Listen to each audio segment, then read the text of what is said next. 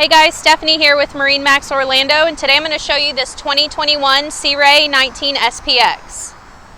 So this one we Horizon hull side color. We did opt for the tower on this one, the water sports tower. So really sporty look. You can hang water sports racks, speakers, and then you also have a second ski tow point up front.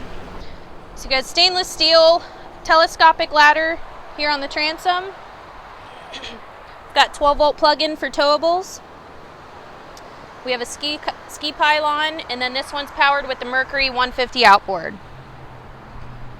It's a nice, easy walkthrough. We're not having to flip over any cushions or seats to get into the cockpit. It's one step in.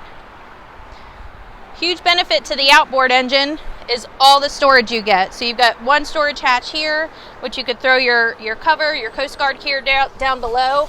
And then we also have plenty of space down here for coolers, towables, you name it. We've got an insulated cooler hatch here.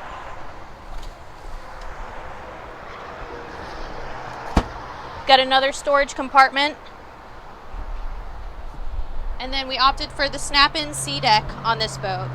So you've got twin bucket seats with the flip-up bolsters. Got a lockable storage compartment, and then additional storage down below. So moving forward, we've got seating for 3 or 4 people up here. This cushion here pops out and you can board from the bow. Cup holders are tucked down nice and low. And then we've got Fusion stereo system on this one. So this is a 10-person capacity on this boat.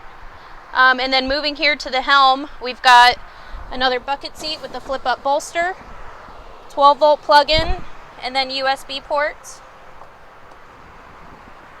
Got your standard analog gauges, and then we have a flush-mounted 5-inch Simrad, chart plotter, fish finder, depth finder, everything built into one.